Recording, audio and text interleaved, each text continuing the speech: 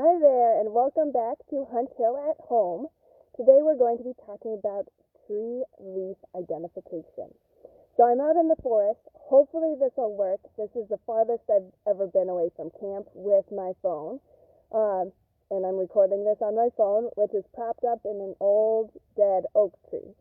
So, we have to get creative sometimes.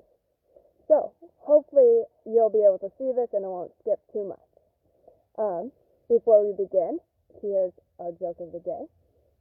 So, why shouldn't you tell a riddle to a tree? Because they always get stumped. This is a twofer. It's got a second part. Why does a tree always get stumped at a riddle? Because it can't get to the root of the problem. Alright, so we're going to take a look at some different common leaves that you might find. And as I said, I'm sitting at the base of an old oak tree in the middle of the forest. So there's a lot of leaves for me available, and I'm just going to pick up leaves from right at the base of this tree.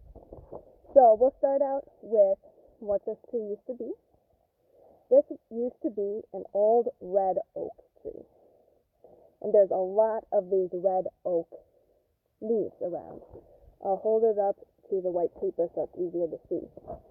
So, you can identify an oak leaf because they tend to be long and narrow. So here are two different types of oak leaves. They tend to be longer than they are wide, and they've got lots of lobes. That's each part that's coming off of there. Now the red oak, you can identify because it's got these pointy tips on each of the lobes. Now how I remember this is I think of red as like fire, right? So if I think of a red fire, it comes up in points, like flames. So red oak, I think of flames. Now I was also holding up another leaf. Let's see if I can find it again. Here we go, here's one. So this leaf does not have those pointy lobes like I was talking about before. This one has rounded lobes like a cloud. Now, when I think of rounded lobes in a cloud, I think of the color white. And that's what type of leaf this is. This is a white oak leaf. Now, another common type of leaf you might find around is our maple leaf. Now, a lot of you have probably been out looking for sugar maples because sugar maples are very important around here. They are where we get all of our maple syrup or maple sugar. And the sap that you harvest from a maple tree actually is very, very diluted. It's mostly water. So it takes about 40 gallons of sap to make 1 gallon of maple syrup. Pretty amazing, huh? Anyway, you can tell a maple leaf because they tend to be wider than they are tall. So here's one maple leaf. Let me find the other type. The petiole fell off of that one. So, here's two different maple leaves. Now, the first one I was talking about, our sugar maple, has these little U-shaped spots between the lobes. This area is called the sinus of a leaf. And if you look really closely, it is U-shaped. It's not very tough. Kind of a soft, rounded edge. So what I do is I think of the word sugar. The second letter in there is a U. So this is a sugar maple. Now, the other leaf that I showed you, right here, does not have that soft edge. If you look at it, it's got a really hard V in there. And since it's nice and pointy, I'm thinking of fire again. So, fire is red. This is our red maple. Finally, I'm going to show you two different types of pine that you might find around here.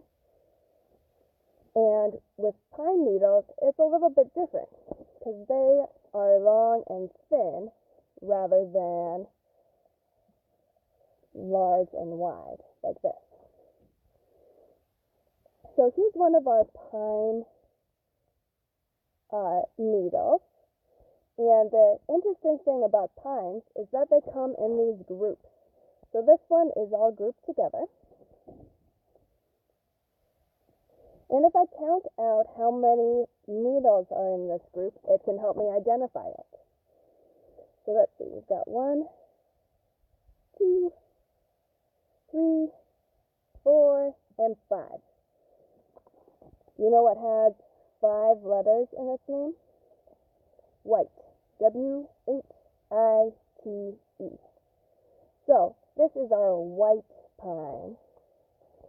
And I don't have an example from down at the base of this tree, so I brought another one with me. So, our white pine tends to be kind of short needles. This one is our red pine, and it will come in groups of 2 or 3 needles, just like the word red. So, do you have all of the different leaves down? That's okay if you don't, because most of the time, scientists who are looking at leaves will have certain keys with them.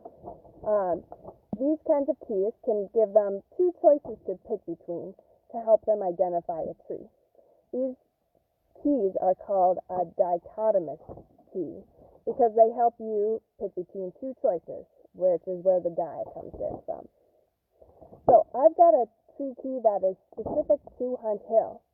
Wherever you live, you can look up a specific key for where you are. The Wisconsin DNR has some really good ones on their website, and I'll post the Hunt Hill one. The Hunt Hill one works really well in Washburn and Barron counties. You'll have about the same trees as we do. So, I'll teach you a little bit about the basics of using our tree key. So, there are a few terms that you're going to need to know to understand this. And I've got some pictures to help us.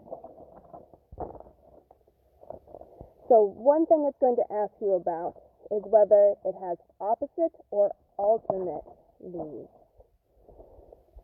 So here's our opposite. Opposite means they're on exact opposite sides of each other.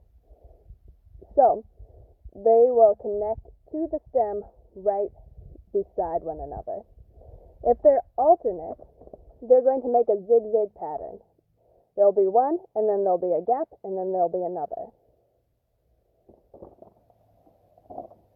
Another word you're going to need to know is their veining. So there are 2 types of veins. They can be pinnately veined, and that looks like this, like in our oak leaf. What happens is they have a central vein that comes through here, and then they have branches that come off of it. Some are palmate, like the palm of your hand. So palmate, like this maple leaf, has 3 separate branches that come off, and then little branches that come off of each one. So those will help you with your key. So now we need to find a tree that we can go and identify. So I've got to take my camera out of here. Let's see if I can do it without dropping. There we go. Okay, let's go on an adventure. I'll let you look around while I'm walking. Oh, I want to show you something also. This has nothing to do with trees, but it's really cool.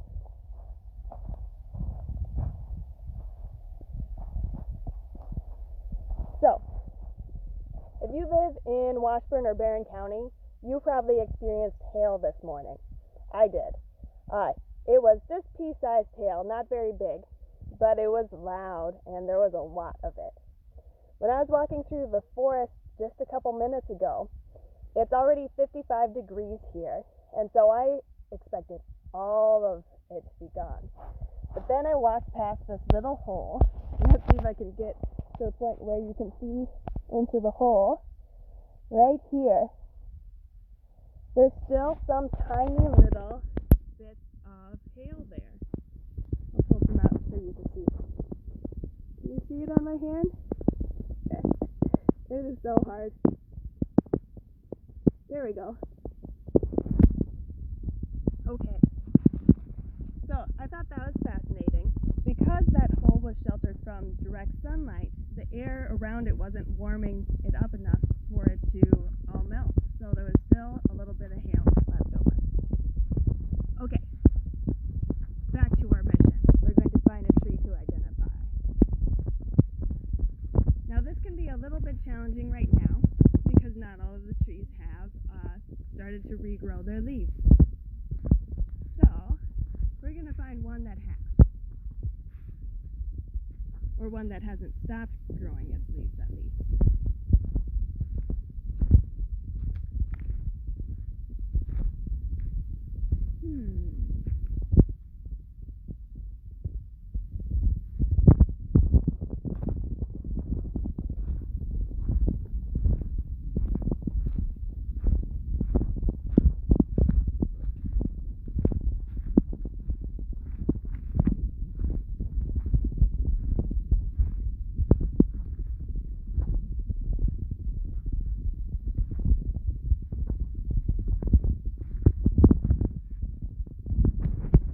This tromping through the woods isn't too hard on you to watch. It doesn't make you motion sick.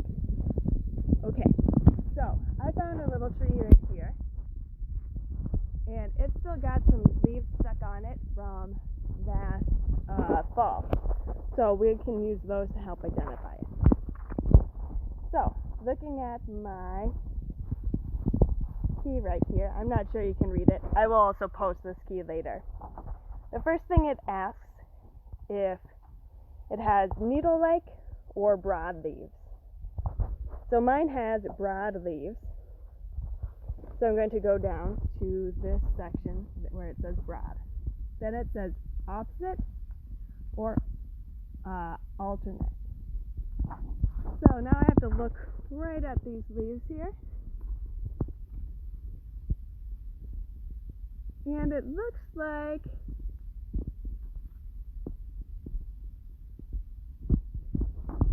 kind of hard to tell. It's lost a lot of leaves. It looks like it's opposite though. So now I'm going to look, is it simple or compound? This one's simple. Compound means there's more than one leaf on each petiole, which is the stem that connects everything together. So then I have to see, is it entire or lobed? Meaning, does it have lobes on it or not? And this one does have lobes.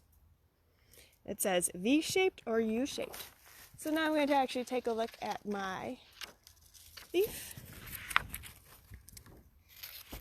And if I can flatten it out enough, I can see that it's U-shaped. So this is our sugar maple. All right. Well, that's it for today. I hope you go out and explore and enjoy being in the woods. It's beautiful today, and there's lots to see no matter where you explore. I'll see you tomorrow. Until then, take care.